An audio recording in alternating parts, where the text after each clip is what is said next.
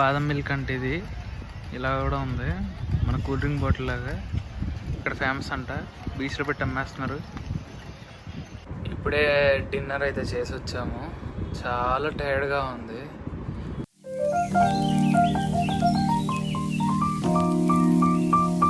Hello guys, welcome back to my new vlog. ఈ vlog వచ్చేసి ఏంటంటే, నేను చెన్నై నుంచి అరుణాచలం వెళ్తున్నాను అనమాట. అరుణాచలంని తిరువన్నమలై అని అంటారు. సో నేనైతే నైట్ బాగా పడుకొని పొద్దున్నే ఎర్లీగా లేసేసి చెన్నై ఇముగ్నూర్ స్టేషన్కి అయితే బయలుదేరిపోయాను. టైం వచ్చేసి కరెక్ట్గా మార్నింగ్ 7-7:10 అలా అవుతుంది. ఆ టైంకి కూడా ఎండ బాగుందన్నమాట అక్కడ. ఈ మాటకి ఆ మాట కానీ చెన్నైలో ఇడ్లీ సాంబార్ బాగుంటుంది అని అంటారు కదా, కానీ అదైతే నాకైతే కరెక్ట్ అనిపించలేదు. ఎందుకంటే మన తెలుగు రాష్ట్రాల్లో ఇడ్లీ సాంబార్ భలే ఉంటుంది అక్కడికన్నా. బట్ అయినా తప్పక ఒక ప్లేట్ అయితే ఇడ్లీ సాంబార్ తినేసి నేనైతే స్టార్ట్ అయిపోయాను. Chennai beach, Chennai central railway station, Chennai ఇముగ్నూరు ఆల్మోస్ట్ 1-2 కిలోమీటర్స్లో డిఫరెన్స్లో ఉంటాయి. చెన్నై ఇముగ్నూరు స్టేషన్లోకి అయితే వెళ్ళేసి విలుపురంకి డైరెక్ట్ ట్రైన్ ఉందన్నమాట. అక్కడి నుంచి మనకి తిరువన్నమలై దగ్గర అవుతుందని చెప్పేసి నేనైతే విలుపురంకి ట్రైన్ టికెట్ అయితే తీసుకున్నాను. ట్రైన్ కాస్ట్ వచ్చేసి 55 రూపాయలు పడింది అంతే. జనాలు కూడా బాగానే ఉన్నారు. ఇక మన ట్రైన్ అయితే చెన్నై ఇముగ్నూరు స్టేషన్ నుంచి అయితే స్టార్ట్ అయిపోయింది. వీళ్ళు రైల్వే స్టేషన్లు వెరైటీగా ఉన్నాయి కదా. ఇప్పుడే విలుపురం వచ్చేసాము. స్టైల్కి కాదు, ఎండలు మండిపోతున్నాయి, కళ్ళు కూడా మండిపోతున్నాయి, అందుకని పెట్టుకున్నాను. ట్రైన్ దిగేసి అయితే అలా బయటికి స్టార్ట్ అయిపోయా. బయటికి వెళ్ళగానే ఒక ఆటో తీసుకొని అయితే విలుపురం బస్ స్టాండ్కి అయితే వెళ్ళిపోదాం. ఇక్కడ మామూలుగా బయటకు వచ్చి అడిగితే 120 చెప్పాడు. అదే బయట షేరింగ్ ఆటోలో 40 రూపాయలు అంట బస్ స్టాండ్కి. బెటర్ కదా. ఇంకోటి ఇక స్టేషన్లు భలే ఖాళీగా అనిపిస్తున్నాయి. ఈ ఎండలో బాగా చల్లగా ఏదైనా తాగాలనిపించింది. అక్కడైతే లాంగ్వేజ్ అర్థం కాలేదు, కానీ అక్కడైతే చూసి బాదం పాలని అయితే అర్థమైంది. అది తాగేసి అయితే బస్ స్టాండ్లోకి వెళ్ళిపోయా.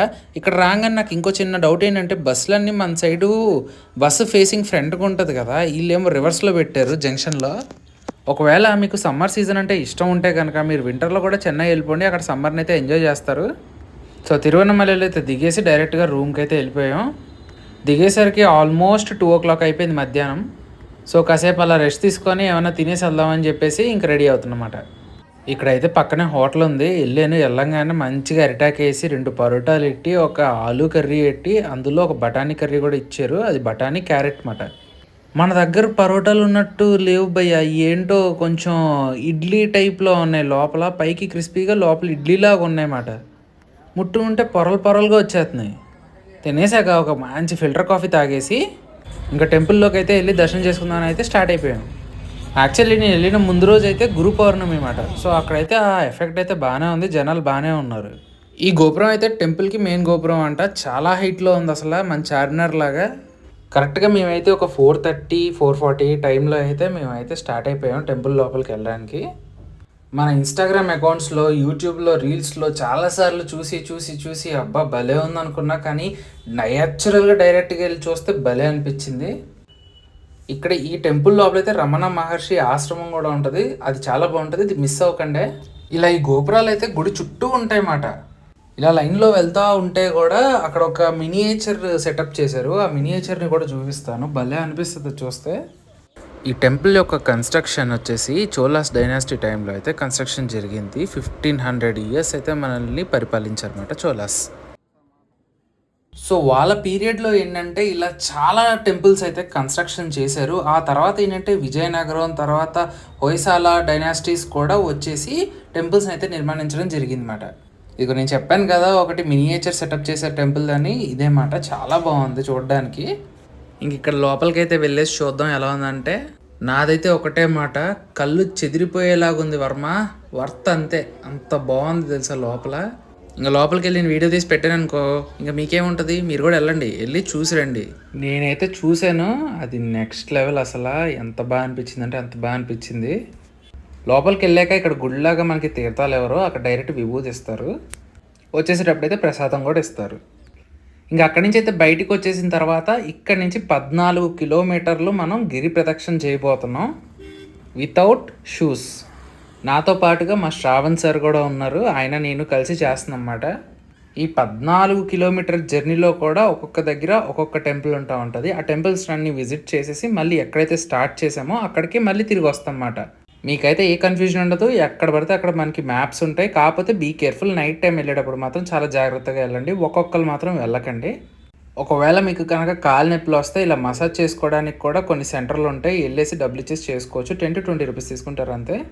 నేను ఆల్మోస్ట్ 12 కిలోమీటర్స్ నడిచేసిన తర్వాత నాకు కొంచెం పెయిన్ అనిపించింది. సో ఇక్కడైతే మసాజ్ చేయించుకొని మళ్ళీ అక్కడ నుంచి ఇక్కడైతే అమ్మమ్మ గారు భలే నడుతున్నారు కదా, బాటిల్ నెత్తి మీద పెట్టుకొని. ఇంకా ఆల్మోస్ట్ కంప్లీట్ చేయడానికి వచ్చేసాం. అటు తిరిగి ఇటు తిరిగి ఫైనల్గా అయితే మళ్ళీ గోపురం దగ్గరికి వచ్చేసాం.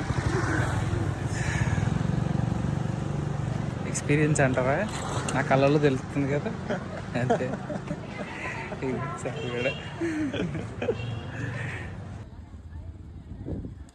మేమైతే గిరి ప్రదక్షిణ ఈవినింగ్ 6 o'clock స్టార్ట్ చేసాం కరెక్ట్గా. ఈ గిరి ప్రదక్షిణ కంప్లీట్ అయ్యేసరికి ఆల్మోస్ట్ 12:45 అయితే మాకు అయ్యింది. ఇంకెళ్ళి రూమ్లో పడుకుని పోయి ఆ నెక్స్ట్ డే అయితే నేనైతే మళ్ళీ చెన్నైకి అయితే స్టార్ట్ అయిపోతున్నాను. ఎందుకంటే నేను చెన్నై టు మళ్ళీ హైదరాబాద్ రావాలని చెప్పేసి ఇంకా హైదరాబాద్కి వచ్చేస్తున్నాను అనమాట. నేను ఇక్కడ అంతా ప్లేసెస్ కూడా నాకేం పెద్ద కొత్తగా అనిపించట్లేదు, ఎందుకంటే నేను మా ఆంధ్ర వెళ్తే సేమ్ ఇలాగే ఉంటాయన్నమాట మాకు అక్కడ. కాకపోతే this is the one of the best experience అని మాత్రం నేను చెప్తాను కంపల్సరీగా. గైస్ అరుణాచలం నుంచి అయితే చెన్నై స్టార్ట్ అయిపోయాను. మధ్యలో టీ బ్రేక్ అంట, స్నాక్స్ తీసుకొని వెళ్ళిపోదాం. చెన్నైలో బాదం మిల్క్ అయితే చాలా బాగుంది. ఈ ఎండలకైతే వద్దన్నారా బాబు, నిజంగా ఓవెన్లో పెట్టి పాప్కార్న్ చేసినట్టుంది. మరి ఓ మాదిరిగా కూడా కాదు, 10ంటికి చూసారా ఎంత ఎర్రగా ఉందో అసలు. కూర్చుంటే అలా బస్సు ఆగితే మొత్తం చెమటలే. బాదం మిల్క్ తాగేసి మళ్ళీ రివర్స్ ఎక్కేసాం అన్నమాట. మళ్ళీ బస్సు ఎక్కి స్టార్ట్ అయిపోయాం.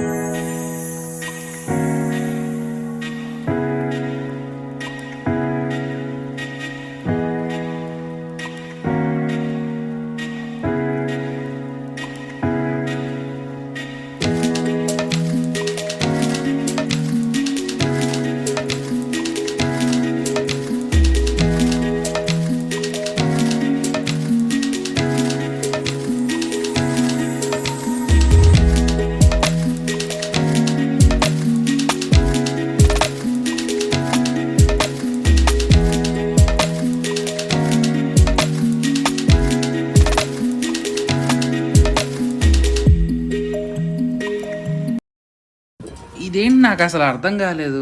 అక్కడ సాల్టా ఇసుక అది పల్లీలు అందులో వేసి వేపుతున్నారు, కొంచెం కమెంట్లో చెప్పరా నాకు. సో చెన్నై రీచ్ అయిపోయిన తర్వాత డైరెక్ట్గా అయితే ఈఏ మాల్కి వచ్చేసాం. ఇక్కడికి రాగానే ఫిష్ స్పా కనబడింది, వెంటనే అందులో కాలు పెట్టేసి ఫిష్ స్పా చేయించుకున్నాను అనమాట. అనుకుంటాం కానీ అంత ఈజీ కాదు, కానీ నమ్మకం ఉంటే ఈజీగానే ఉంటుంది. గిరి ప్రదక్షిణ కంపల్సరీగా మీరు కూడా ట్రై చేయండి. ఇంకోటి చిన్న మాట ఏంటంటే, మనం ఏదైనా నచ్చితే వెంటనే ఫోటో తీసేసుకొని అలా మన ఫోన్లో స్టోర్ చేసుకుంటాం కదా. బట్ నేను ఒక చిన్న సజెషన్ ఏంటంటే, ఫోన్లు పక్కకు పెట్టి మీ కళ్ళతో ఎంజాయ్ చేయండి. You will find the awesome nature. మీరు ఎంజాయ్ చేస్తారు అంతే, చాలా బాగుంటుంది. ఇంకా అక్కడి నుంచి అయితే వచ్చేటప్పుడు అయితే కార్డిలియా ఇంప్రెస్ షిప్ అయితే కనిపించింది. రీసెంట్గా అయితే మన ఇన్స్టాలో బాగా ట్రెండింగ్ అయింది కదా, ఫ్రమ్ వైజాగ్ టు చెన్నై అని చెప్పేసి ఆ షిప్ మాట. మీ సపోర్ట్తో ఇక్కడ ఉన్న నేను ఆ షిప్ కూడా ఎక్కి ట్రావెల్ చేసి వ్లాగ్ చేయాలని మనస్ఫూర్తిగా కోరుకుంటూ, మీ నానిలు సబ్స్క్రైబ్ చేసి